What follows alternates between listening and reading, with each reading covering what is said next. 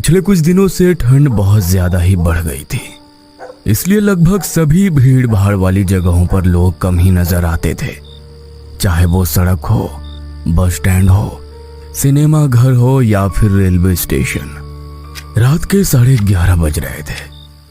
आलोक station पर अपनी train के आने का इंतजार कर रहा था। उसका मूड बहुत ही खराब था क्योंकि ट्रेन को 7:30 बजे ही आना था, लेकिन 11:30 बजे तक भी ट्रेन का कोई अता पता नहीं था। वह कई बार पूछताछ केंद्र पर भी पता करने गया, लेकिन हर बार वहां बैठे रेलवे के स्टाफ ने बोला कि धुंध के कारण अभी तक कोई सूचना नहीं मिली है। एक बार तो उस रेलवे के स्टाफ ने आलोक को डांट भी दिया और कहा, अरे भाई साहब, कितनी बार एक ही सवाल पूछ रहे हो आप? देखिए, ट्रेन आने की सूचना हमें मिलेगी तो अनाउंसमेंट हो जाएगा ना। आप बार बार यहाँ आकर हमें परेशान मत करिए। बहुत ही छोटा स्टेशन था वो, इसलिए ना तो कोई अच्छा सा वेटिंग रूम था वहां और ना ही बड़ी दुकानें। हर और खामोशी ही खामोशी नजर आ रही थी। बस कुछ कुत्ते दिखाई दे रहे थे। उन पर भी शायद इस कड़कड़ाती ठंड का असर हो गया था, इसलिए वे भी चुपचाप खुद को समेटे हुए पड़े थे। आलोक कभी उन कुत्तों को देखता, कभी खुद को। इस समय उसे अपनी हालत भी कुत्तों की तरह ही लग रही थी, लेकिन अचानक उस खामोशी को कुत्तों के भौंकने की आवाज ने तोड़ा। वे कुत्ते लगातार भौंक भी रहे थे और रो भी रहे थे। आलोक को समझ नहीं आ रहा था कि आखिर ये कुत्ते अचानक से इस तरह क्यों भौंकने लगे। वो इस प्रश्न का उत्तर ढूंढने की कोशिश कर रहा था। तभी उसके कानों में रेलवे के अनाउंसमेंट की आवाज आई कि उसकी ट्रेन 2 नंबर प्लेटफॉर्म पर आने वाली है।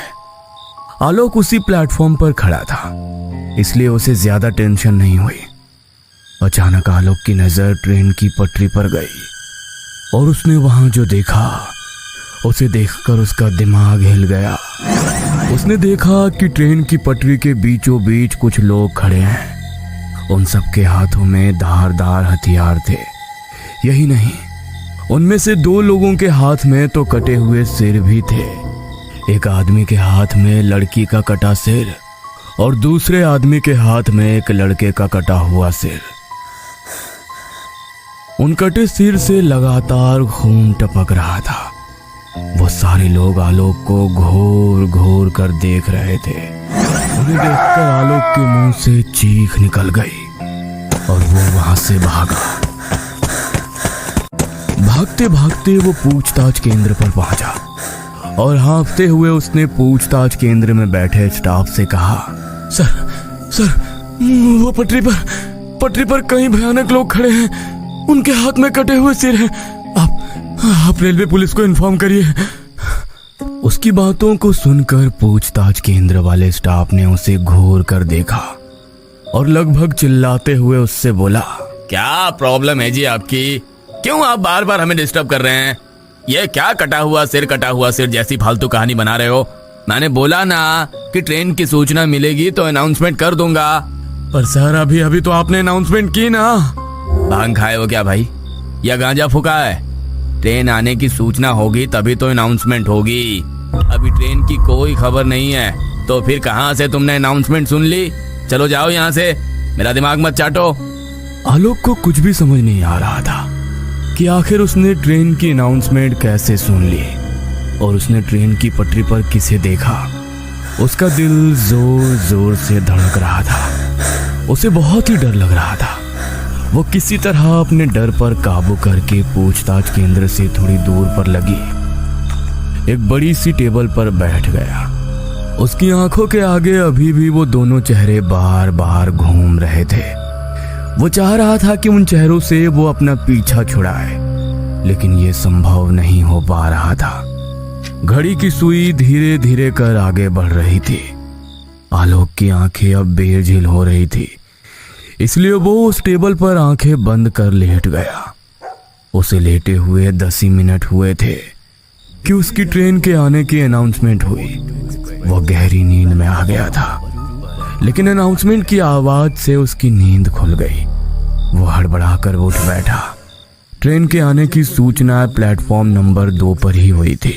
वो धीरे धीरे कर प्लेटफॉर्म की ओर बढ़ चला। कुछ ही देर में ट्रेन आ गई। उसका रिजर्वेशन A1 बोगी में था। वो अपनी कोच में चढ़ गया। वो अपनी सीट पर जाकर बैठ गया। 1 मिनट बाद ट्रेन ने गति पकड़ ली और फुल स्पीड से मंजिल की ओर बढ़ने लगी।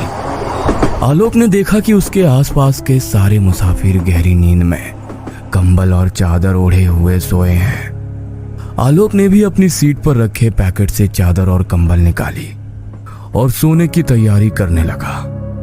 आलोक सीट पर लेट गया और अपनी आंखें बंद कर ली, लेकिन अभी भी पता नहीं क्यों उसकी आंखों के आगे वही भयानक दृश्य घूम रहा था। वो उसे सोचते सोचते सोने की कोशिश करने लगा, लेकिन कुछ देर बाद ही कुछ लोगों की चिल्लाहट से उसकी नींद खुल गई।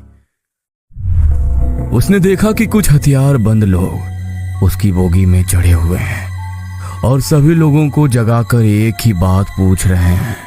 यहाँ पर एक लड़का और एक लड़की को देखा है क्या आपने? दोनों के दोनों जवान हैं, लगभग 18-19 साल के। लेकिन सभी लोगों ने ना में अपना सिर हिलाया। आलोक को उन लोगों पर बहुत गुस्सा आ रहा था और वो मन ही मन सोच रहा था कि ये क्या तरीका हुआ सबको जगाने का और इस तरह सवाल पूछने का। बहरहाल वो उनका विरोध तो करना चाह रहा था, लेकिन उनके हाथों के हथियार को देखकर आलोक ने चुप रहने में ही भलाई समझी। कुछ देर बाद वो सभी वहां से चले गए। आलोक फिर से सोने की कोशिश करने लगा, लेकिन तभी उसे फिर लगा कि कोई उसे जगा रहा है। उसने गुस्से में अपनी चादर हटाई और जैसे ही उसने चादर हटाई, उसने देखा कि एक लड़का और एक लड़की जिसके मुंह पूरी तरह ढके हुए हैं उसे जगा रहे हैं। कौन हो भाई? भैया, मेरा नाम अलका है। मैं इस लड़के से बहुत प्यार करती हूँ। इसका नाम सूरज है। भैया, पर हमारे प्यार को कोई स्वीकार नहीं कर रहा है। पूरा गांव हमारी जान का दुश्मन बन गया है। क्यों? अरे क्या हो गया? तुम हमको इस समय यहाँ काहे बुलाई हो? सब गड़बड़ हो गया है सूरज। पता नहीं पिताजी को कैसे हमारे संबंध के बारे में पता लग गया है। हमको तो बहुत डर लग रहा है। डर? अरे प्यार किया तो डरना क्या? हम अपने लिए नहीं डर रहे हैं सूरज, हमको तुम्हारी फिक्र है। अरे जब तक मेरे हाथ में तुम्हारा हाथ है, हमको कुछ भी नहीं हो सकता है। हम हर दीवार गिरा देंगे, जात की, पात की, सब दीवार। बस तुम हमारा हाथ कभी मत छोड़ना। भैया, मैं नीची जात का हूँ और अलका बहुत ही ऊंची जात की है। ये बात गांव वालों को पच नहीं रही है। भैया, हम दोनों ने छिपकर शादी भी कर ली है, पर पता नहीं गांव वालों को ये सब कुछ कैसे पता लग गया। अच्छा, तो कुछ देर पहले हाथों में हथियार लेकर जो लोग आए थे वो तुम लोगों के गांव के थे? हाँ भैया। देखो भाई, आजकल दुनिया बहुत एडवांस हो गई है। तुम लोगों को एक साथ रहने से कोई नहीं रोक सकता। तुम लोग पुलिस की मदद क्यों नहीं लेते? पुलिस? क्या भैया, यहाँ पर पुलिस, कानून, अदालत सब कुछ अलका के पिता और उनका परिवार है। हमारी मदद कोई नहीं कर सकता।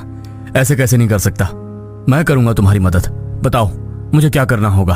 उसके बाद अलका ने आलोक से बोला कि मेरे गांव के कई लोग हमें मारने के लिए ढूंढ रहे हैं। आप किसी तरह हमको उनसे बचा लीजिए। आलोक उनकी बातों को गौर से सुन रहा था और सोच रहा था कि कैसे उनकी मदद की जाए। तभी एक बार फिर से वही लोग वहां आ पहुंचे और उन्होंने उस लड़की और लड़के को देखा। वे तुरंत ही उन्हें पहचान गए। उस भीड़ में अलका के पिता भी थे। गांव वालों, ये देखो, ये दोनों पापी यहाँ है। यहाँ इस आदमी से ये मदद मांग रहे हैं। देर मत करो, मार दो इन्हें। छोटी जात वाले बड़ी जात के पैरों की जूती होते हैं। उनसे शादी नहीं की जाती, उन्हें कुत्ता बनाकर रखा जाता है। इस लड़के ने हमारी बेटी को अपवित्र कर दिया है। इन दोनों को मार दो। अलका के पिता के ऐसा कहने पर सभी लोगों का गुस्सा भड़क उठा। सभी ने उनके गले पर हथियार टिका दिए। आलोक ने जब ये देखा, अरे अरे, ये क्या कर रहे हैं आप लोग? पागल हो गए हैं क्या? मैं अभी पुलिस को बुलाता हूँ। आलोक के इस बात पर सभी लोग जोर जोर से हंसने लगे। उसी समय ना जाने ऐसा क्या हुआ कि एक बड़ा सा पत्थर एसी बोगी के शीशे से टकराया और तेज हवा का झोंका अंदर आया और उस हवा के झोंके से उस लड़के और लड़की के चेहरे पर लगा कपड़ा हट गया और जैसे ही वो कपड़ा हटा उनका चेहरा आलोक के सामने आ गया। आलोक ने जैसे ही उस चेहरे को देखा तो उसकी चीख निकल पड़ी, क्योंकि ये वही चेहरे थे जिनका कटा सिर उसने स्टेशन पर देखा था। आलोक का सिर पूरी तरह घूमने लगा। उसके दिमाग ने काम करना बंद कर दिया था। उसे कुछ समझ नहीं आ रहा था कि वो क्या करे और क्या ना करे। काफी देर उसी तरह जड़वत रहने के बाद उसने ट्रेन की चेन की ओर देखा और उसे खींचने के लिए आगे बढ़ा, लेकिन उसके पहले ही उसने देखा कि उन लोगों ने उस लड़की और लड़के का गला काट दिया है। उसमें से एक आदमी ने अलका का कटा सिर उठाया और दूसरे ने सूरज का। अलका और सूरज दोनों के गले भले ही उन लोगों ने काट दिए थे, लेकिन जमीन पर पड़ा उनका शरीर अब भी साथ था। दोनों ने एक दूसरे का हाथ अब भी पूरी शक्ति के साथ थाम रखा था, जैसे वो कह रहे हों कि हमें कोई अलग नहीं कर सकता, कभी नहीं। आलोक का दिल अब जोरों से धड़क रहा था। उसे एक पल को लग रहा था कि ये सब एक सपना है, लेकिन जैसे ही एक आदमी तलवार लेकर उसकी ओर बढ़ा, उसे लगा कि यह सपना नहीं हकीकत है। वो ट्रेन के दरवाजे की ओर भागा। वे लोग भी उसके पीछे भागे। कुछ देर बाद आलोक ने जब पीछे मुड़कर देखा तो उसके चेहरे का रंग उड़ गया। उसने देखा कि वो सभी लोग अब इंसान नहीं, भयानक भूत में तब्दील हो गए। ट्रेन पूरी स्पीड में भागे जा रही थी। उसे लग रहा था कि उसकी मौत अब करीब है। आलोक ने फिर एक बड़ा निर्णय लिया और चलती ट्रेन से कूद गया। एक जोरदार भयानक चीख की आवाज आई। यात्रीगण कृपया ध्यान दें, दिल्ली जाने वाली 1212 एक्सप्रेस प्लेटफॉर्म नंबर 2 पर आने वाली है। यह अनाउंसमेंट बार बार गूंज रहा था। अचानक ही आलोक की नींद खुल गई। उसने इधर उधर आंखें फाड़ फाड़ कर देखा, फिर अपनी घड़ी की ओर। सुबह के 5 बज गए थे। आलोक कभी उस अनाउंसमेंट की आवाज को सुनता और फिर कभी उस पूरी घटना को याद करता और अपने आप को देखता और सोचता, क्या वो सब सपने में देख रहा था या सब कुछ हकीकत में हुआ था। उसे ये बात समझ में नहीं आ रही थी। एक बार फिर से उसके कानों में वही अनाउंसमेंट सुनाई पड़ी तो वो एक बार फिर से प्लेटफॉर्म नंबर 2 की ओर बढ़ चला, कई सवालों को अपने मन में लिए।